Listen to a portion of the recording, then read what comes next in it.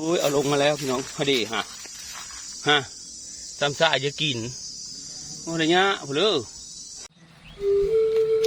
โอ้ย4 โมงแรงเลยพี่น้องแดดก็ยังร้อนโคตรโพบอ้อนบ่ย่อมเลยได้แดดนี่อุ้ยโอ้อันโซนฟังทั้งนี้กะเข้าหน้าปังเฮากะกำลังทยอยอ้อลายแล้วพี่น้องเลยแล้วกลมแล้วก็มีกำลังทยอยออกเรื่อยๆโอ้แดดก็ยังมีอ่อนมียอม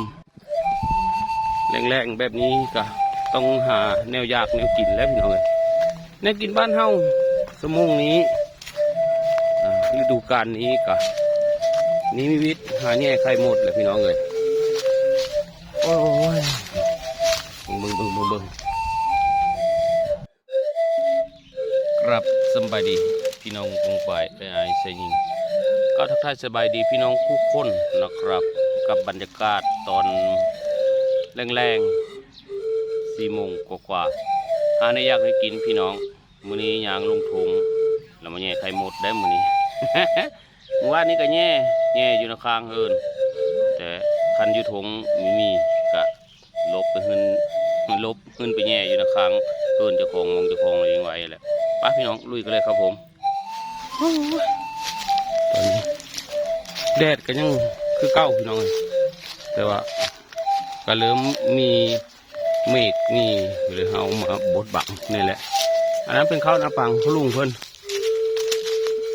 เหลืองแล้วของเพิ่นเหลืองใบว่านเลยได้พี่น้องเลยของผู้ค้าหันกำลังทอกเด้ข้าวหน้าปังวิถีชีวิตพี่น้องเลยหาแนวยากแนวกินฮะดิหั่งมาโซมเฮาก็มีอยู่3-4 หั่งพี่น้องส่วนว่าละไข่บ่ละมะบ่ลื่นได้เลยก็ยังมีหูจักก็ได้พี่น้องโอ้พอดีย้อนแสงนะพี่น้องเนาะเฮ้ย3-4 หั่งน้อยก็มาลุ้นมาเบิ่งกันวะเอ๊ะอันนั้นพี่น้องแล้วละมะบ่แล้วมีไข่บ่เอ๊ะโอ้ยกัดแหละยังมีฮันเดอิทหรือซ้ำโอ้ยเนาะภาพอาจละสั้นเลยเด้อพี่น้องเด้อเพราะว่าผมทั้งแง่ทั้งท่ายนะ หาเนี่ยกินเนาะไม่ได้มีอันตากล้องนะไม่มีตากล้องนะฮะเนื่องจากว่าเราเป็นยูทูบเบอร์ผู้เดียวดาย มึงแง่มึงดูโดภาพอาจละสั้นเลยเด้อพี่น้องเด้ออันเนี่ยว่ากันแล้วมีจะไข่บ่ดิมีไข่ไหมเดี๋ยวโอ้ยแดดกันจะฟ้าวมาเถอะเฮ้ยอันขี้เมฆโอ้ยมีมีอยู่ดิพี่น้องเลยขย่า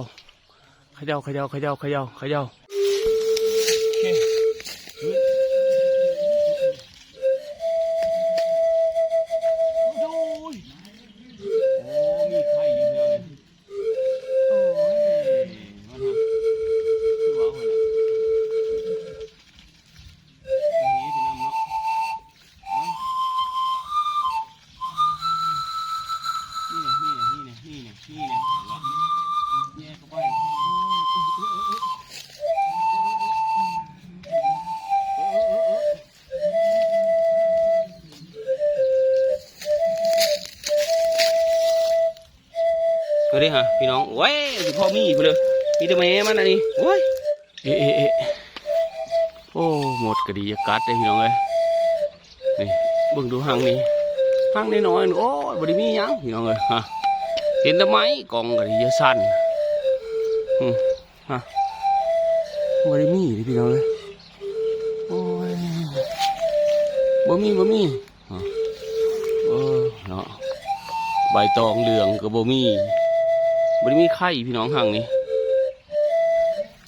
เบิ่งผลประกอบการเขาพี่น้อง3 หั่งน้อยได้อยู่ได้ถ้วยน้อยหนึ่งเด้อพอได้กินอยู่เด้อพี่น้อง ท่ามกลางบรรยากาศแดดที่แผดเผาหัวใจโอ้มดก็กัดหำมัน อุ้ยเนาะมดอันนี้ก็ดีพอได้กินอยู่พี่น้องเลย3 ทีใช่พี่น้องเบิ่งที่แรกเนาะตอนนี้เขาก็ทำการย่างลบเลยแล้วพี่น้องเลยเพราะว่ามันเหมือนทางหมดแล้ว เข้าไปซ่องเบิ่งแล้วนะวะทั้งหมดมีอยู่แค่นี้โอ้เว้ยทางพุ่นเพิ่นก็กำลังแข่งกีฬากันแดดร้อนๆโอ้ยผู้ค้าจะมีไหวไปแล่นกลางสนามนะมาหาแง่พอได้กินนี่เสียโอเคอยู่หักละหึ่นแหละหึ่นไปก็เราไปแง่ห้างอยู่เฮือน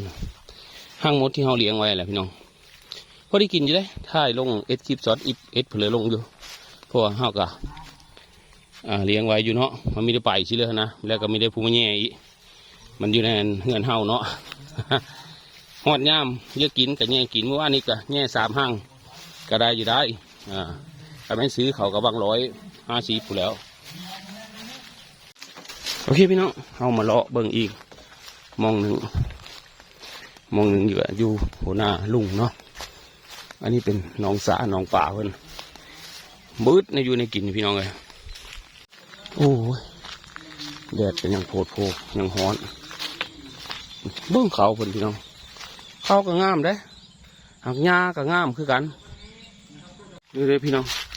หาเชื่อไว้เบิ่งสักก่อนมันมีแต่ห้างที่เขาแย่แล้วแหละมันก็เป็นแล้วจ้ะมันก็ไม่ได้อีกแล้ว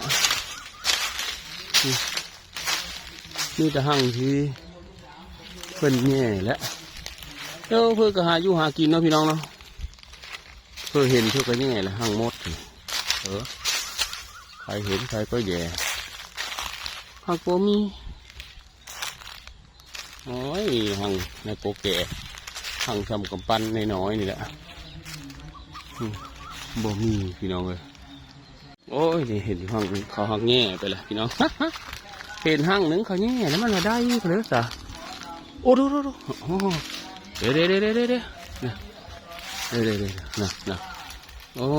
เบิ่งดึงเบิ่งดูมีไหมโอ้มีพี่น้องโอ้เดี๋ยวโอ้มีอยู่พี่น้องมีอยู่อ้าวก็ดีว่าเขาทางไปแล้วโอ้ยังอยู่หมดกับกัดพอหมดโอ้ยยังไม่ได้อัดไปยังให้ได้เอ็ดกัดกันเลยในเมื่อมันมีเอากระตาเข้าไปห้องเลยนะอันนี้พี่น้องภาพอาจจะไม่สวยงามเพราะว่าอันโอ้ยทางท้ายทางแง่โอ้ยที่จริงเขาแง่เลยล่ะแต่ว่ามันตอมขึ้นไหมนะมันก็เลยเก็บเอาไข่ที่มันตกนะที่เขาแย่แล้วมันตกลงพื้นเอาขึ้นมาไว้ในห้างมันเขาก็เลยมาแย่ต่อนะมันได้ว่ามีไปเลยฮะเอาโอเคทำนี่แหละพี่น้องเลยโอ้ดูไปพี่น้องไปเมื่อโอ้ยหมดกัดพอหมดโอ้โถนี่แหละวิธีชีวิตพี่น้องเลยไปแย่ไข่หมดกับกัดไข่โอ้ยบรรยากาศบ้านเฮากันในนี้แหละตะเว้นกะแดดยังแห้งนะถึงแม้ว่าจะเกือบละ5 โมงแรงเลยพี่น้องแดดยังแห้งคักเลยไปกลับบ้านเราเงินไปแง่โทษพี่น้องมันไต่ขึ้นมาหามือเขาแหละไต่ฮอดอันนี้โทรศัพท์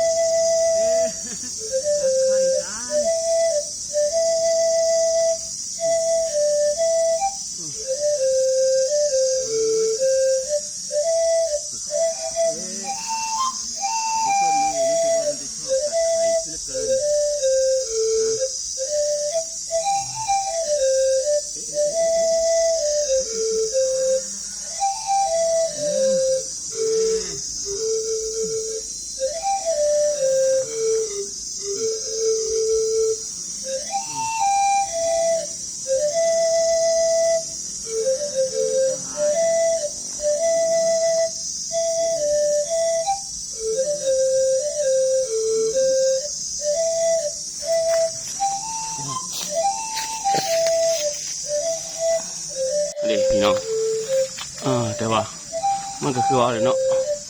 กล้องมันก็จะเข้ากับมีซูมเป็นพี่น้องเบิ้งหักได้อยู่หรอกพี่น้องถ้าเบิ้งตอนเอาลงมากเนาะพี่น้องเนาะตอนนี้มันทั้งท่ายทั้งหมดกับการ์ดไข่พอหมดโอ้การ์ดมันโผล่มัน ฮิวอุ้ยเอาลงมาแล้วพี่น้องพอดีฮะจำซ่าจะกินอะไรเงี้ยเพลือ3 หั่งอยู่ทงกับอีกหั่งหนึ่งอยู่ในกกอันอยู่ข้าเขาเลี้ยงไว้ฮะดิโอ้จำซ่าจะกินไข่หมดหมดกับกัดไข่มาเลยหมด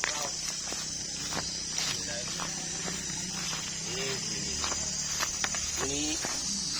เราจะทำการเอาแยกแม่เนาะแยกแม่ออกจากไข่ด้วยการใช้น้ำเลยพี่น้องเด้อโอ้โหนะมาชมหมดกับกัดเลยพี่น้องธรรมดาพอแล้วโอ้หลังจากที่เฮาเทอ้อเนาะพี่น้องเนาะเฮาก็มาคัดใบไม้แล้วก็คัดแม้มันออกจากไข่เนี่ยประมาณนี้เด้อพี่น้องเด้อนี่แม่เป้งพี่น้องเลยจนจะเป็นเป้งแล้วหากได้กินอยู่แนวแซ่บนะพี่น้องเนาะเขาเรียกว่าอาหารตามฤดูกาลเมื่อวานนี้ผมกระทังผมก็แย่แต่ผมไม่ได้เอ็ดคลิปเนาะเพราะว่า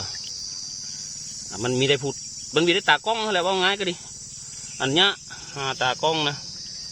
ทั้งมดกัดทั้งกล้องมันเลยก็เลยไม่ได้เอ็ดคลิปเอ็ดเคิร์ฟพี่จ้ะปั่นพี่น้องเบิ้งอันนี้ก็เป็น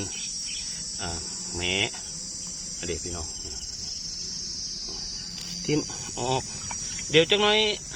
เพื่อกับฟื้นเด้อพี่น้องเด้อในการใส่น้ำเนาะในการใส่น้ำเพื่อที่จะแยกมดนะแป๊บเดียวมดเขาก็ฟื้นพี่น้องเลยมดเขาฟื้นได้เขาจะฟื้นคืนมานะครับแต่ถ้าใส่แป้งนะครับผมก็ได้ยินหลายคนเว้าเนาะมันละเอียดมดตาบอดผมก็มีหูจักคือกันนะแต่ผมส่วนมากแล้วผมเฮ็ดอยู่นะหากินอยู่นะข้างเฮือนแล้วก็เจ้าของก็เลี้ยงใส่กกไม้ไว้ก็เลยมีได้ใส่มีได้ซื้อแป้งจักเถื่อนะมีแต่เสื้อน้ำเลยก็แป๊บเดียวเขาก็ฟื้นหลังจากที่เขาสลบเมิดไปแล้วก็ขึ้นไปเต็มอยู่ในกกหมูของผมเนี่ยกกหมูไงที่ผมปลูกไว้3 กก 4 กกบ้านฮอดยามนั้นมากอะยืดกินหอดยามนี้เลยนี่เทศกาลไข่มดนี่แหละไปอันนี้ไกลๆกันดำหั่งดำสองแล้วไปป้องไงกันลงไปเบิ้งน้ำหน้าลงไปเบิ้งเขาล่ะเห็นลงไปแง่อยู่โหน้ากันดินะพี่น้องพี่น้องหลังจากที่เราไหลเมออกเอาก็แยกน้ำจากไข่ฮันเดพี่น้องเบิ้งเอานะคักบอ3 หั่งพี่น้องเลยหั่งอยู่ในกกอยู่ข้าเฮาเลยก็หั่งอยู่หัวหน้าหั่งน้อยๆดอกเนาะโอเคพี่น้องจะหั่นเฮาก็ทำการล้างน้ำ พี่น้องนี่เบิ้งเอาฮะเด้โอ้ยสุดยอดมากเลยน้องเท่นี่มีเจ้าของไก่มากินเด็กนี่ไปหมดต่อไป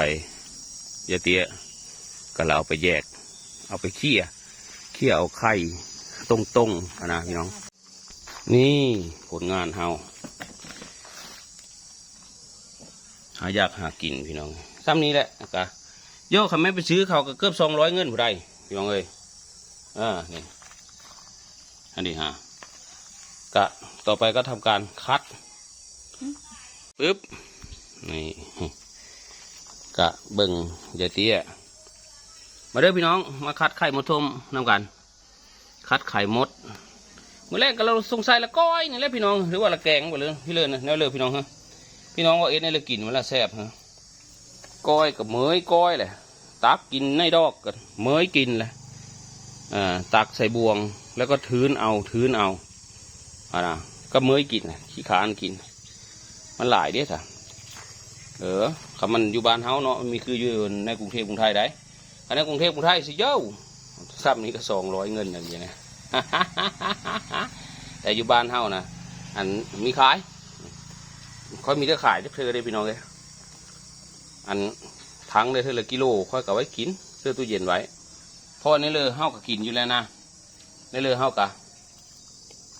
เพื่อว่าไปซื้อกินอยู่แล้วขามันขันเจ้าของไม่ได้ไปหากะเห็นเขามาขายกันหลังเทือก็ได้ซื้อซอยเขาอยู่แล้วเอาดีเดี๋ยวเตี้ยก็ทำการนะกินไปน้ำได้พี่น้องเลย แซ่บเนาะ โอเคเลยพี่น้องเลยโอเคเนาะพี่น้องสำหรับคลิปนี้กะยาวมาพอสมมาพากวนผู้ขาขออนุญาตบัตรคำเด้อพี่น้องเด้อจบคลิปลงสำนี้ก่อนจบขอพี่น้องปองป่ายคู่คนเนาะอยู่ดีมีแห้งกินข้าวแซ่บนอนหลับความเจ็บไม่ได้ความไข่มีเด้อพี่น้องเด้อขอบคุณมากมายบ๊ายบายครับผมบ๊ายบายนะเยเตี้ยโอ้ยเยเตี้ยกับบ๊ายบายว่ะสัน แล้ว